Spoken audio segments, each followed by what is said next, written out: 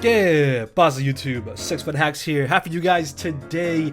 A draft analysis for the Durham Druddigons in the Ban List Battlers League Season 3. If you guys are excited for this, hit that thumbs up button down below. Uploads start next Monday, so be on the lookout for that. Also, as always, comment down below letting me know what you think about our squad for this league.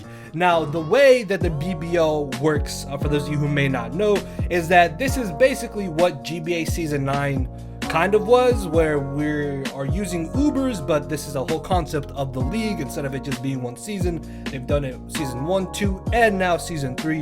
So Ubers will be allowed here, and unfortunately, we were not able to win the GBA season, but hopefully this time around we can try to win the BBL, because this is going to be officially our final draft league in Season 7 before not Season 7, Generation 7 before Gen 8 comes out. So we have a chance to win a championship here and hopefully win the WBE as well. So yeah, I'm pretty excited. This is going to be our final season of drafts in general, so hopefully we can make it another good one like we made GBA a good one, but hopefully this time around we will end up winning. Now we are going to be facing a bunch of new opponents, which is also very exciting, so we don't get the same old matchups that we might have had reoccurring through the first half of this year.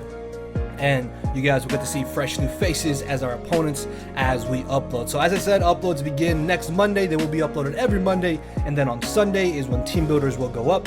So Fridays you'll get team builders for WBE, Saturday the actual WBE battle, then Sunday team builders for the BBL, and then Mondays will be the actual battles for the BBL. So I'm excited. Hopefully you guys are as well. Let's sit back and jump into this real quickly. So the way that the BBL works is that it's actually based on points. Now, I've said this before many times. I am not a big fan of point drafts, but I was like, I have to bite the bullet. I should at least do one draft where points are taken into consideration. Now, the great thing about points, though, is that unlike the GBA, where it was tiered in points, it actually allows you to have more diversity in your mons, because everybody was given like 100 points, and from there you could only pick from at least, I think the minimum you had to have was like 10 mons. The most you could have was like 12. So you could get any range from there as long as it was 100 points or below. And the crazy thing about this season is that literally like every Uber was allowed. And when I mean every Uber, I mean like Primal Groudon, Primal Kyogre, like everything, dude. It was kind of crazy, but those mods were extremely expensive. They really cost a whole bunch of points, and I ended up getting number 6 out of 16 coaches, right? Yeah, I was number 6 out of 16 if I'm not mistaken. So I knew I probably wasn't gonna get something extremely busted, but I would have still been able to get something really good. So by the time it got to me, there were still a lot of good things on the board. A few things I considered were Arceus types like Fairy or Steel. I even considered Marshadow once again. Like Marshadow, of course, we knew was an absolute beast. The Necrozma forms were obviously around, and I'm sure, as you can tell from the thumbnail here, we did actually end up getting Necrozma Duskmane. Now, Necrozma Duskmane is a very interesting Pokemon. In the Uber tier alone, this thing is an absolute menace. I remember when I played Ubers a lot and this was first introduced, it was just disgusting. It can run a plethora of different sets, and the great thing about Necrozma Duskmane is that this is probably going to be one of the best steel types in just about every single match that we go in, and a very good steel type is something that you always definitely want to have. Now, its typing is the same as, let's say, Jirachi. It is a psychic and steel type, but it has this very amazing ability in a prism armor, which is what basically regular Necrozma has. So it only takes 3/4 of the damage as opposed to 100% of super effective damage, which in itself is amazing, because with these defenses, like 97 defense, 127 defense, and 109 SPDEF, this thing is going to be able to eat up hits for days. This thing is an absolute monster. Another great thing about Macross Modesta is the fact that its dual stab in Sunsteel Strike and Photon Geyser hits so many Pokemon for neutral or super effective damage. For example, Sunsteel Strike does not care about the Pokemon's abilities, so let's say they had something like Dragonite with Multiscale. I don't give a damn. I'm gonna hit you for all of that damage. And then of course we know how disgustingly borderline broken Photon Geyser really is. It also ignores abilities, but the thing about Photon Geyser is that my opponents aren't going to be able to tell if I am physical, if I'm special, or it could even just be mixed, because that's how Photon Geyser can work. It's base 100 accuracy and power, which is ridiculous. It can be more powerful than Headbutt. It can be a more powerful Psyshock and Psychic as well. Now, the only thing about this is that I can't use Z moves. Uber Pokemon, we're not allowed to use Z moves, but even then I don't really think it's that big of an issue, because there is quite a few different setup options that Necrozma can do. It can be a Swords Dance, Calm Mind, it gets agility, not agility, sorry, Autotomize and Rock Polish. Another really awesome set is Weakness Policy, because of this thing's ridiculous bulk and the fact that it does have Prism Armor as an ability.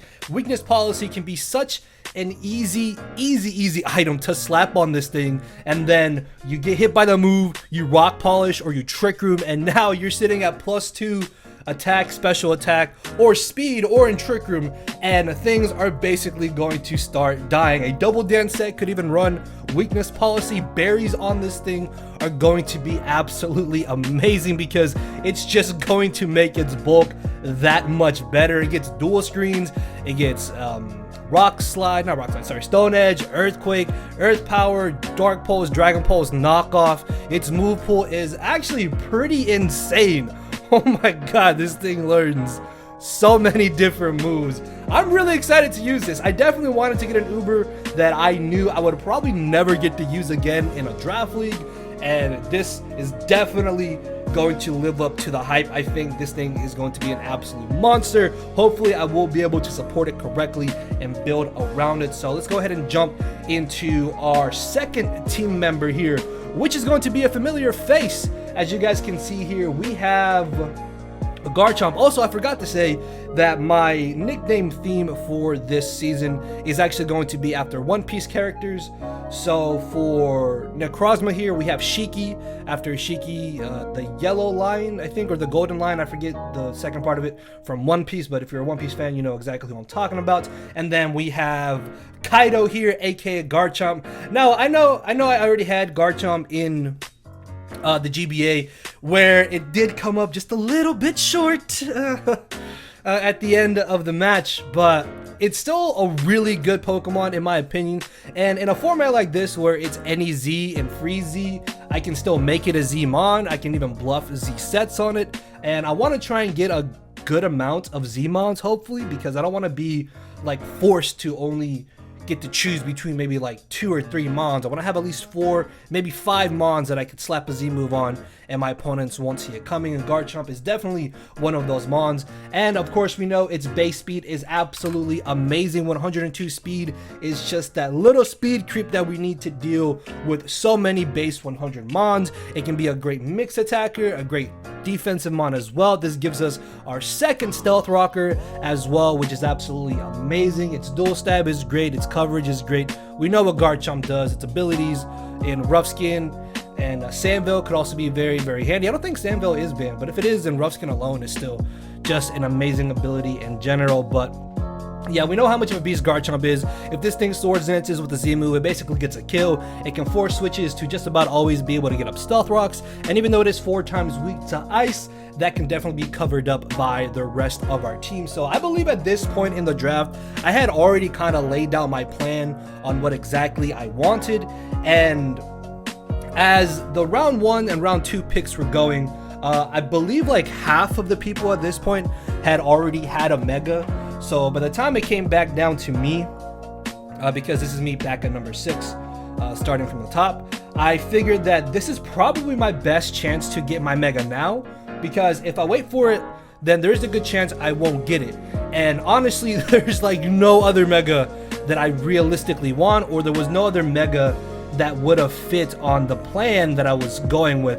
And it's gonna be a mega that I'm sure you guys will remember. I don't need to praise this mega because I praise it all the time. This is easily, hands down, 100% my favorite mega of all time, and that is going to be our boy Cesaro, aka Mega Aerodactyl.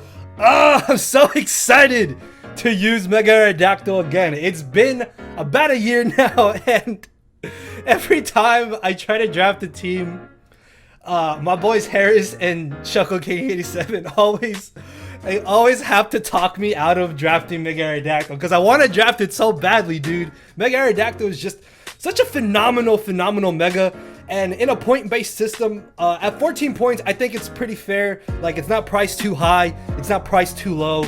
I guess it could be like 15 points, but that's really not that big of an issue. But Mega Aerodactyl is just one of those mons that I always want to get, and I really have to be talked out of it. Like, you can ask Harris, you can ask Shaco King, they always need to friggin' talk me out of trying to ever get this in every single draft. But this time around, I was like, no, this is the final draft I will ever do for Gen 7. I'm getting Mega Aerodactyl, damn it. I really want it. And it was either between this or Mega Deontay, I think. But I didn't want Mega Deontay plus Necrozma, mainly for the fact that they're both really ground weak. And I really like the speed of Mega Aerodactyl a bit more than Mega Deontay. Plus, Mega Deontay with Magic Bounce is really not that big of an issue. And then it's 4 times weak to Steel as well, which is very abusable. So I really didn't want to have to deal with that in every single matchup.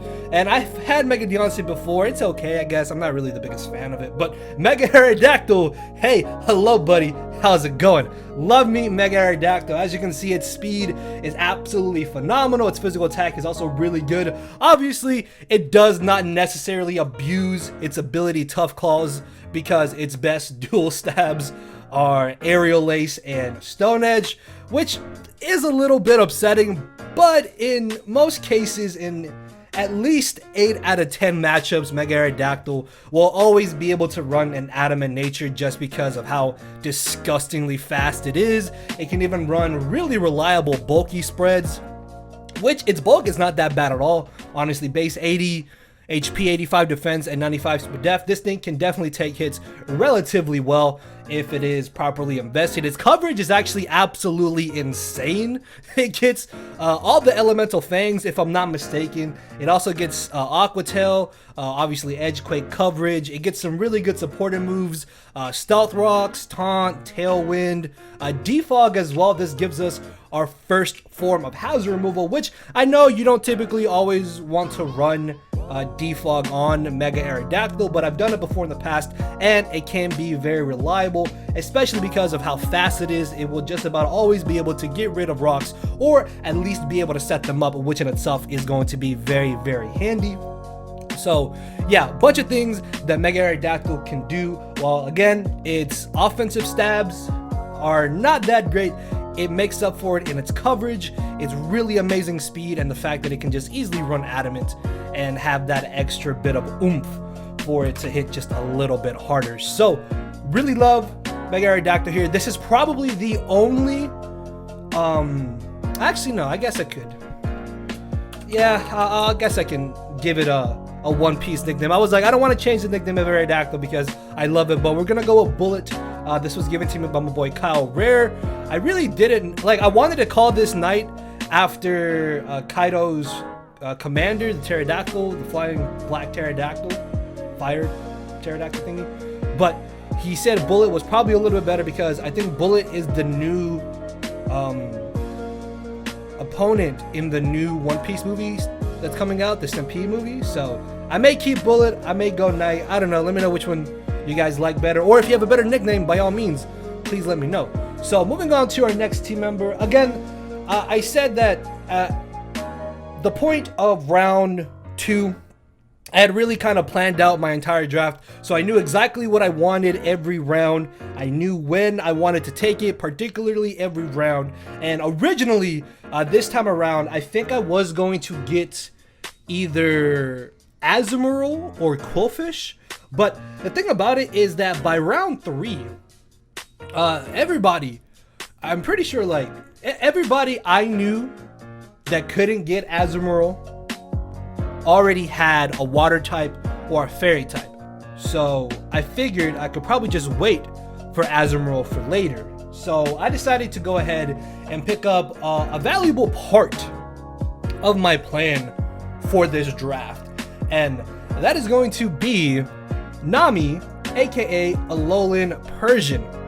Get it? Because cat burglar. Haha. Anyways. Alolan Persian is a really cool mon. This is a Pokemon I've been wanting to use in draft for forever. Now, you guys don't understand how long I've been wanting to use Alolan Persian. This thing's speed is amazing. Its ability and fur coat is really great because it doubles its defenses to the point where you don't even need to invest in its defense anyways, because it's going to be able to take physical hits pretty well. All you really need to invest in is max HP. Again, its speed is really good. Its offenses may not be that great. Base 60 attack, 75 special attack is not necessarily the best thing ever, but it does get access to Technician and Nasty Plot, which is really cool because this thing can definitely be a really good Z move user. For those of you who may not know, Z Parting Shot is basically a parting shot into a healing wish, where whatever comes in is getting revived back up to full HP, and it's also still leaving your opponent at -1 attack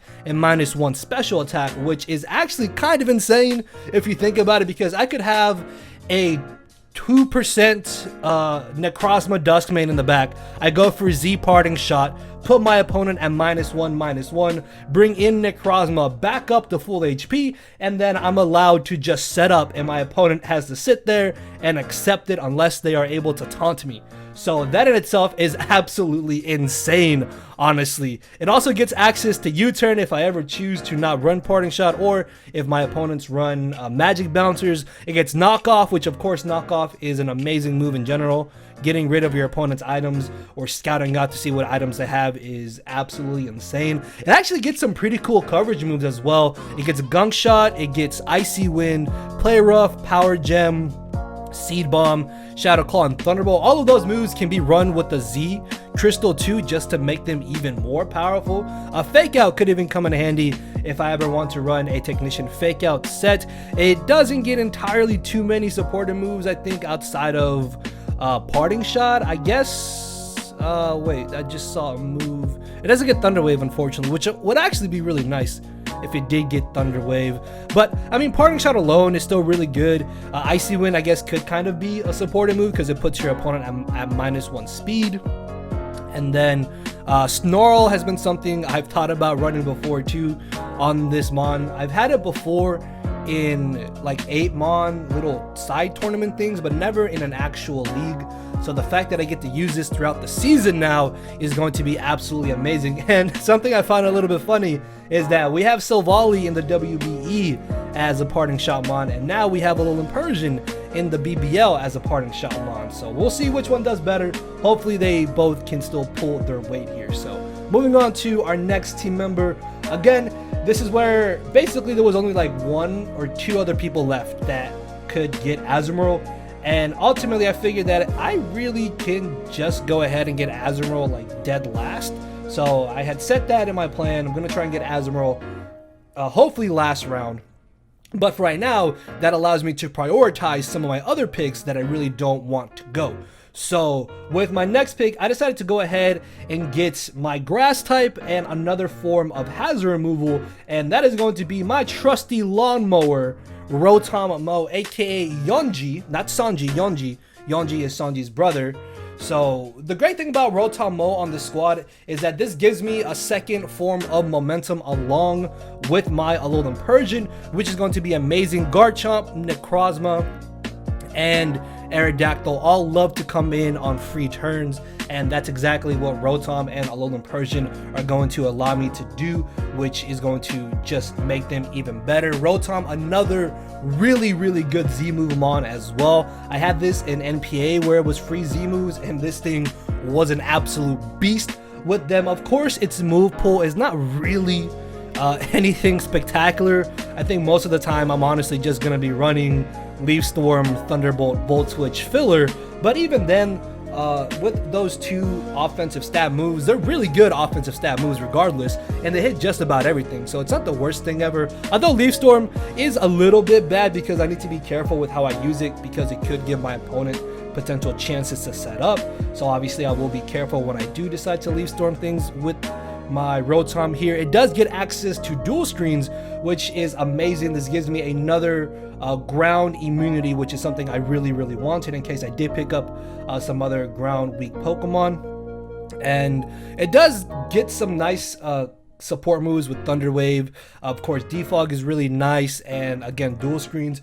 Its offenses are pretty good. Its bulk in general could be a little bit better if its HP was higher, but with Pain Split and it having such a low HP stat, that can definitely come in handy as well. Base 86 speed is not the best thing ever, but it's really not the worst thing ever either. This can be a great Zmon, great pivot in general, and can also be a really nice Scarf Pokemon if I really need it to be. So not too much to say on Rotom.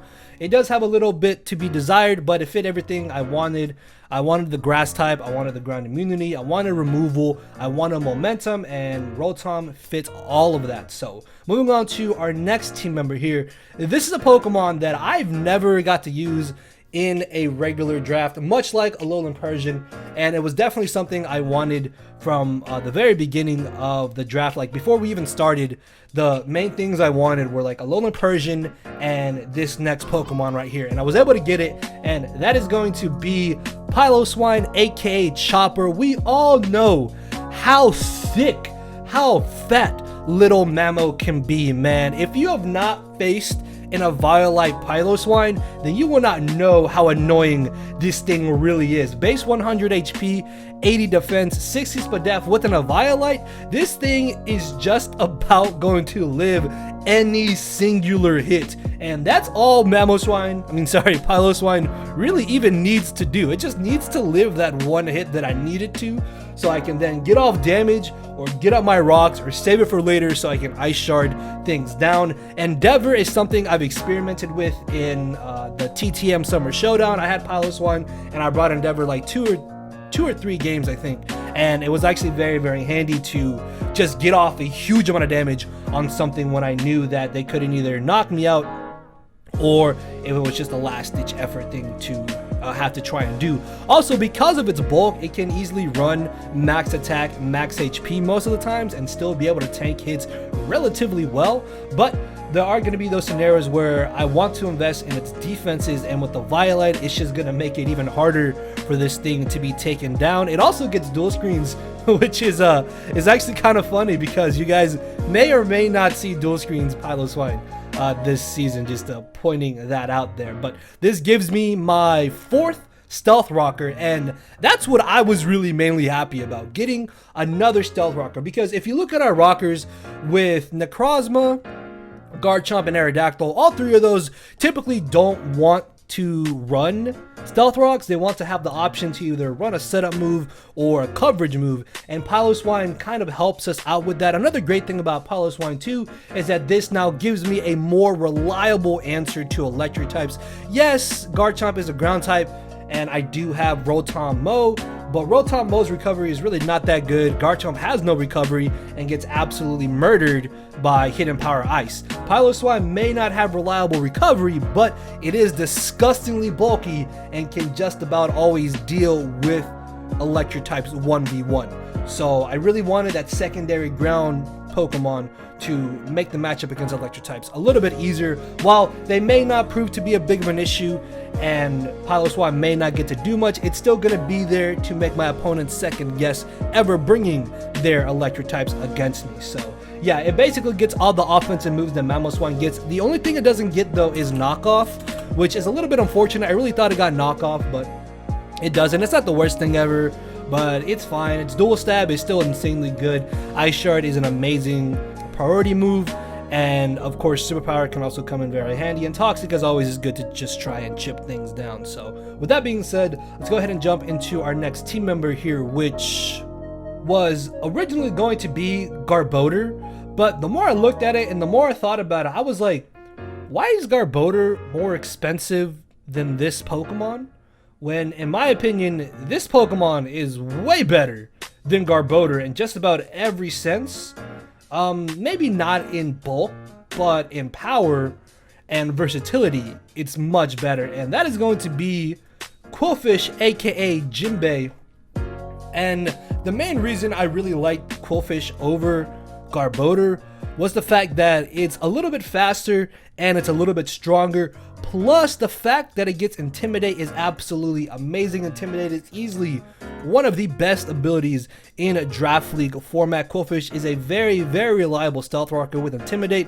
It helps it take those physical hits that could otherwise be a little bit annoying to my team. If you look at our first 6 members, fighting types are a little bit annoying, so I didn't only want to have Azumarill as my answer to fighting types.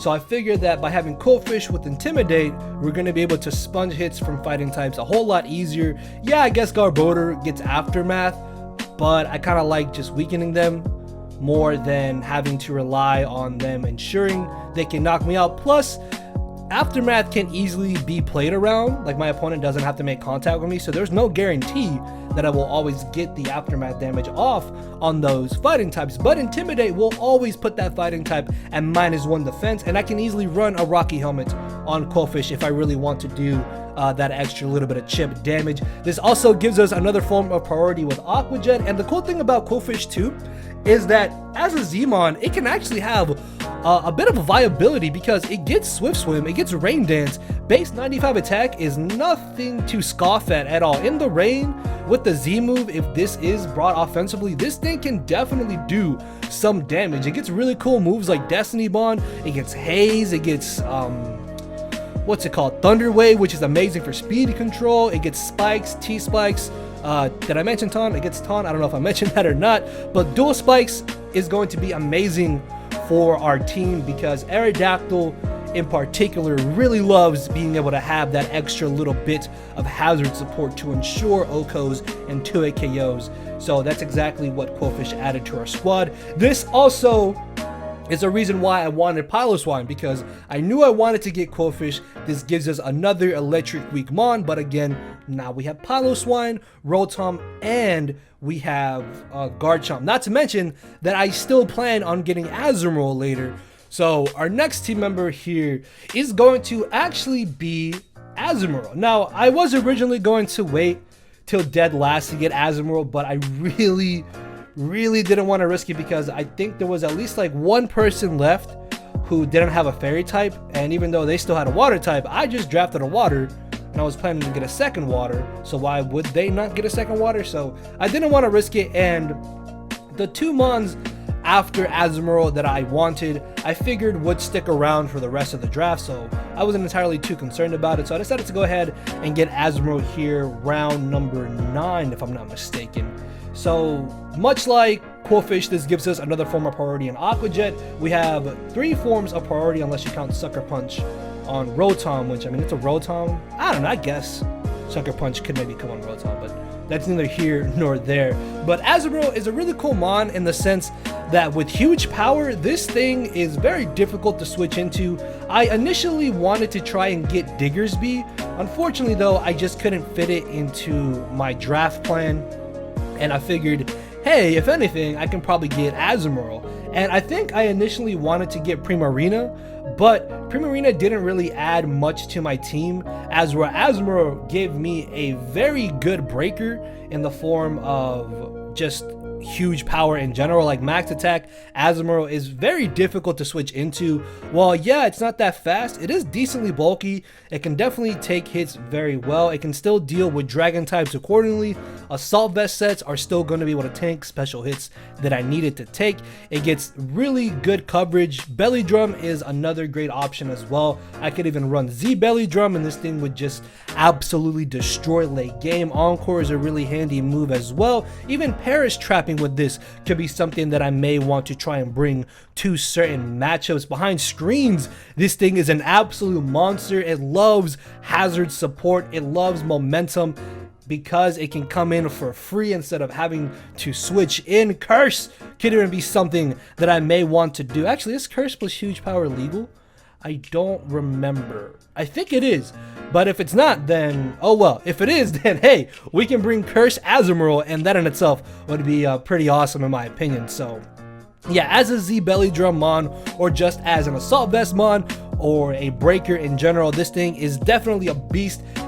Again, can be brought very bulky too with Whirlpool, Perish Song, Thick Fat, and Sap Sipper also do have merits to be potentially brought in certain matchups. So I'm really hoping that this thing can put in a lot of work this season. I don't think I've used Amuro at all in 7th gen that I can remember.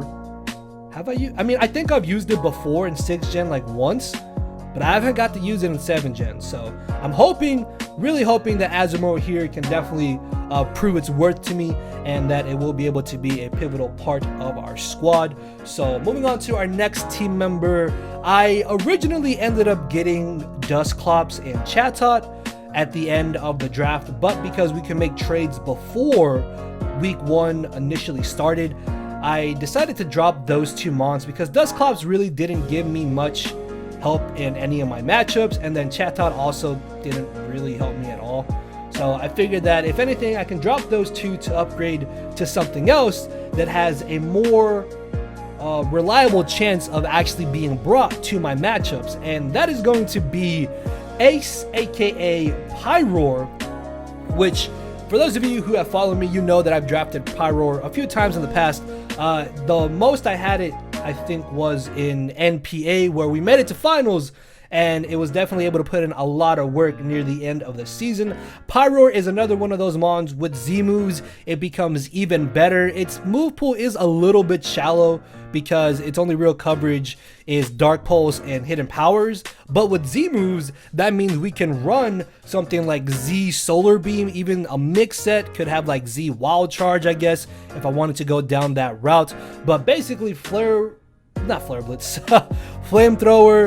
Fire Blast, Hyper Voice, those 2 stat moves are generally good enough to hit absolutely everything except for rock types, if I'm not mistaken, which again, that's where Z Solar Power can help us out and make Pyroar an even bigger threat. It also has an amazing ability in Unnerve, because this means something like, for example, if a team is really weak to fire types and they're relying on berries to try and stop Pyroar, sucks for you, because Unnerve means that they're not going to be able to use those fire weakening berries or the grass weakening berries or any type of berries in general if I have a coverage move to try and hit them with, which is absolutely amazing. That's why I actually really like Pyroar as an offensive mon, and as a 4-point pick, it's actually really not that bad in my opinion. This also gave me a second ghost type move answer. Like, I have a ghost resist, but this gave me a ghost immunity. Sorry, I had to think about the words for a second in my head. But this is also really handy because of its base 106 speed, being able to outspeed base 105s, and base 110s shouldn't really be a problem to our draft in general.